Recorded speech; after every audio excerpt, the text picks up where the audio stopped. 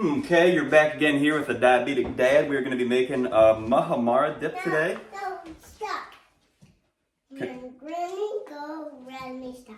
Not go. Okay, you're back here with a diabetic dad. Today we're going to make a Muhammara dip, which is a spicy red pepper dip. If you can believe that, I love that. That has some roots in Syria, interestingly. So a lot of these foods, and if you guessed it, fiber fueled, we're going back.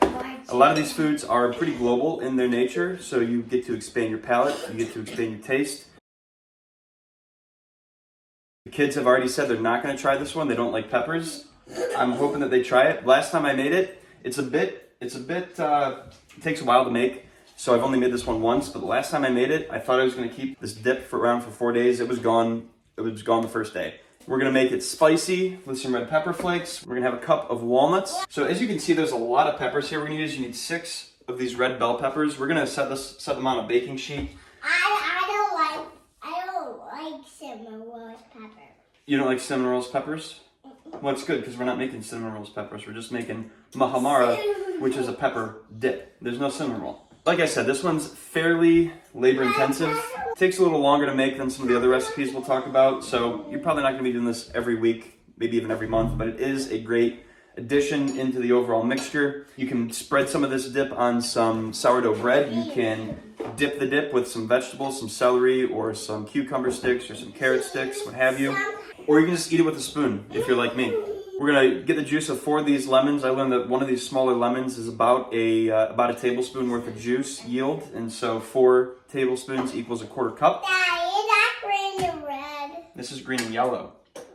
Went out and got myself a new juicer. Extra virgin olive oil, balsamic vinegar of Modena, some cumin, some sea salt, need to get more of that. Cup of chopped walnuts. They're all gonna go here in this food processor. Food processors are a great tool, but I don't know, they made this one with a child lock and a dad lock. All right, so we got the red peppers on the baking sheet. They're gonna go in the oven for about 25 minutes at 450 degrees. They're gonna get nice and cooked, nice and soft. We're gonna flip them after about 15 minutes to make sure that they're charred on all sides.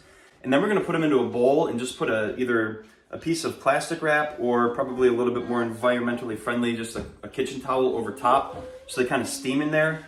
That's gonna make them nice and soft, and then we're gonna peel these peels off before we blend them all up. This is the easy part. The hard part's when they come out of the oven, and we're gonna have to take the peel off of these peppers before they go into the food processor. The most painstaking, kind of longest part, at least the first time I did this, was getting the skin off of here. And so hopefully it won't be quite as laborious this time, but that is what we're doing next. Putting these in the oven, waiting about 15 minutes, flipping them another 10 minutes or so, and then we'll get the skins off after they steam for about 10 minutes. We'll get them all processed up, and hopefully we'll have this dip ready for lunch.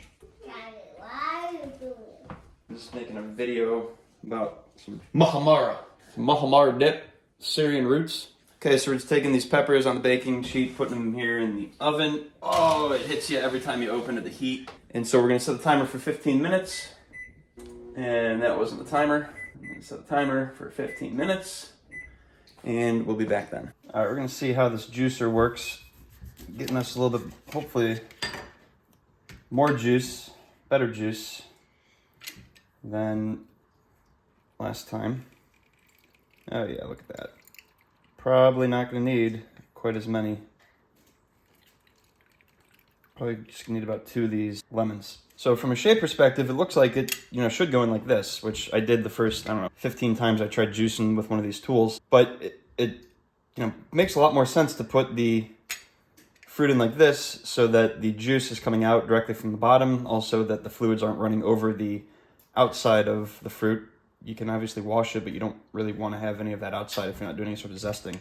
So, took me a minute. I think this is the right way to do it. Seems to give you more juice. There you go. We only used 2 lemons instead of the 4 that I thought it was going to take to get ourselves our 1/4 cup of lemon juice. All right, our timer just went off, so we're going to open up this oven. Oh, again, the heat just hits your face. You can hear the peppers. Definitely cooking. So we're just going to flip them over. Again, you're going to want to use some tongs here because these are going to be hot peppers. Temperature-wise, not necessarily spice-wise. There we go. A little slippery. Starting to ooze out some of their juices while we're doing this. Getting a little bit more difficult to flip them than I would otherwise like. So we're back on. We're going to go back in the oven. I'm going to set the timer for 10 minutes. We'll see you then. All right, there's the timer. So these peppers should be done. Oh man, again, just every time. Look at that.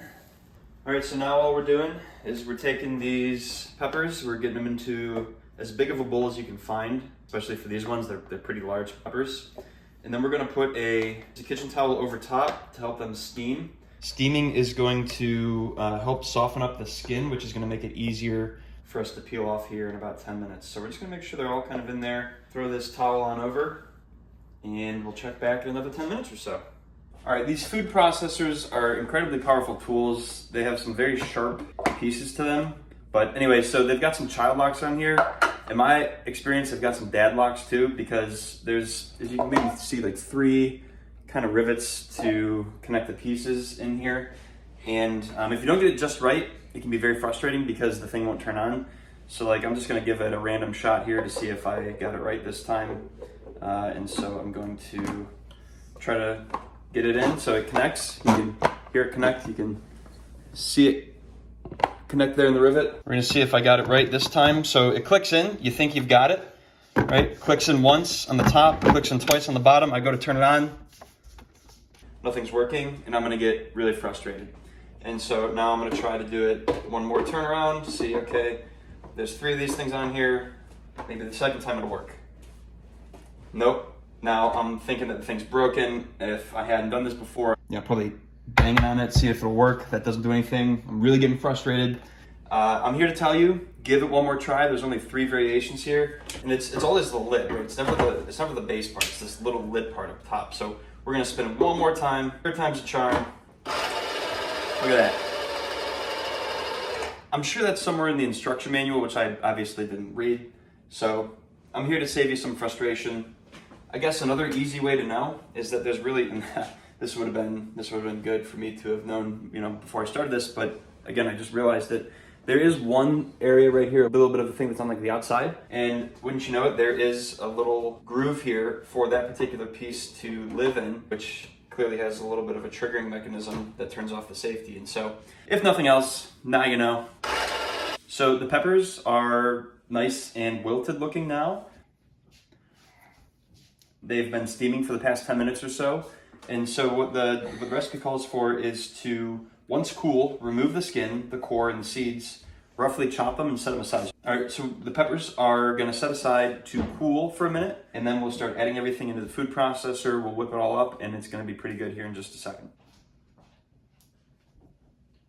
Okay, so these peppers have cooled off considerably. They're still a little warm to the touch. And this is the part that took me a long time the last time I made this recipe. But as I'm just kind of getting a temperature check on these, I'm noticing that some of the skin's already starting to peel off pretty easily. So I'm hopeful that this is gonna be a little bit of a better go around this time. But it was the skin just kind of getting stuck on here the first time I did this that really wanted me to pull my hair out. That, in addition to the fact that I was having a hard time with the food processor, if you can believe it. But this seems to be going okay this time, so I'm gonna start to work on peeling these skins off. And then once that's all done, again, we're gonna chop them up, and then we'll start to process all of the ingredients together. Probably wanna do this over the bowl, because when you do start to open up the pepper, if you push a little bit too hard, or if it pokes through, liquid's gonna come out. Doing this process over the bowl probably will help. You notice I'm wearing some gloves. This is, again, just because I'm gonna be getting pretty aggressive with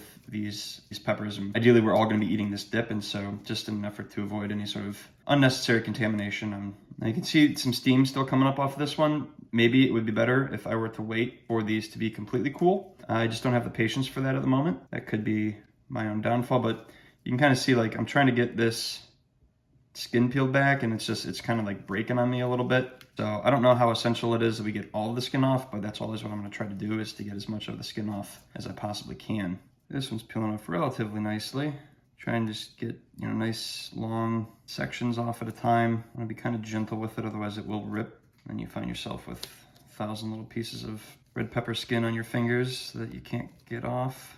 This is why I only did this recipe once, but it is delicious. It's a very, very delicious little dip. Some other recipes for stuff like hummus or baba ganoush are also in some of these cookbooks. It's fun and all. It's nice to make your own. I find anyway, personally, that it's a little bit more effort than I'm willing to give just for like a dip or a condiment. And so fortunately, there is an Aladdin's not too far from our house, another great Cleveland company. Even here in Pittsburgh, there's a franchise. Their baba ganoush is phenomenal, as is their hummus. And so I'm very happy to pay $10, $12, whatever it is for a large serving to go get some additional food from there. Their pita pizzas are pretty phenomenal. Their grape leaves are pretty phenomenal. Really, any sort of Mediterranean diet is generally going to be healthier than most other foods. So if you've got a Mediterranean style place at your disposal, whether it's Aladdin's or otherwise, highly recommend checking them out, taking yourself outside your comfort zone, trying some new foods. If nothing else, supporting a Cleveland company.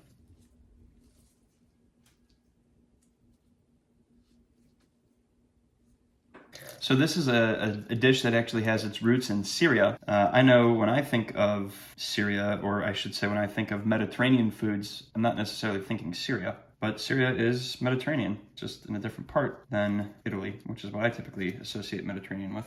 All right, so we've made it to our final red pepper that we've been getting the skin off of. I've been doing this for longer than I would have liked to, and I'm again reminded why I've only made this recipe once. Not doing a great job selling you on it, other than the fact that it is so good that I'm gonna have a hard time not eating all of it today. So, special occasion, you wanna really impress somebody with your new culinary skills. Maybe someone's coming over for a Super Bowl party. You say, hey, you gotta try my Muhammara. And they're like, what is Muhammara? Maybe they decide that they're not gonna come based on that suggestion. They're a little bit too scared about what Muhammara might be. And then ultimately you win because you get to keep all the dip for yourself. But a little hack that I guess I've just out of necessity come to start doing here. Get a relatively sharp knife. You're not gonna penetrate this thing, but you're definitely just kind of trying to shave off this loose outer layer. Again, this seems to be the only thing that I've been able to really start doing here that is making the skin come off without it getting stuck on my gloves. Probably if I wasn't wearing gloves, it might be a little bit easier because I could get my fingernail under there, but then again, we're talking about getting fingernails into food that we're all gonna be eating, and that's probably not what everybody else wants. You can see all the crap that's been building up here in this bowl. It's just a whole lot of pepper guts, basically. Pepper skin and pepper guts. I'm sure there's a better way.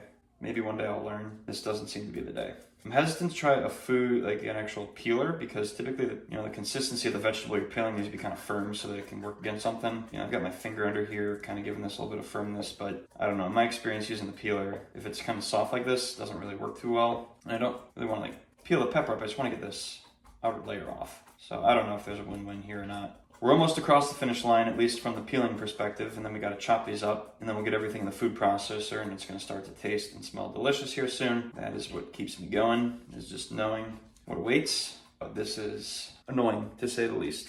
So I'm just going to run these under some water to make sure we get the seeds out. All right, so we're just going to finally chop these up now that we've got them all de-skinned, all de-seeded. And just as to kind of chop them roughly, just so the food processor isn't working too hard when it's going to be doing its job here in a minute. I'm going to separate them into another bowl here. They're just going to go there to kind of sit while we get the other ingredients into the food processor. Again, you can probably see that I'm just cutting it long way first and then making the cuts widthwise.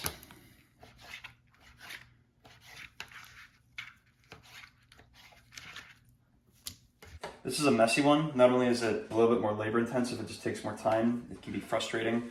Whether that frustration stems from the fact that you can't get the skin off the peppers to, the fact that your food processor doesn't turn on. It's obviously a wet one here too, pretty messy. So a lot of effort that goes into making this one. I've never seen Muhammara for sale in a store before, and I imagine it's one of these things that you probably want to eat relatively fresh. So everything's worth trying once. This might be something you just can't live without. Maybe you have a hankering for a Muhammara sandwich, one of the recipes here, that basically you put something on, like an open-faced sourdough type sandwich, mixed with some vegetables, again, some Mediterranean vegetables like some peppers, maybe some onions, maybe some tomatoes, fennel even. Could be a nice little medley. And so you put those vegetables on top of the sauce, on top of a piece of sourdough, and you've got, again, another plant-based lunch. Maybe you just have a hankering for that. All right, so we're gonna take our lid off of our food processor here. We're just gonna kind of set it to the side. And then what we're going to start to do is add in the walnuts to the base of the food processor here. And then we're going to add in the olive oil. And again, of that, we're going to need 2 tablespoons of olive oil. And try to get it evenly distributed there. Always use an extra virgin olive oil when we use an olive oil. The lemon juice, again, kind of getting it all over. Vinegar, evenly distributed. The cumin, the salt, and the red pepper flakes.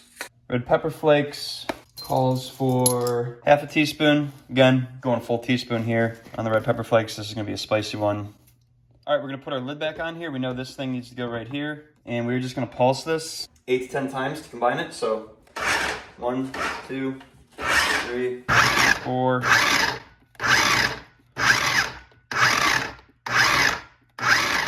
All right, nice and combined looking in there.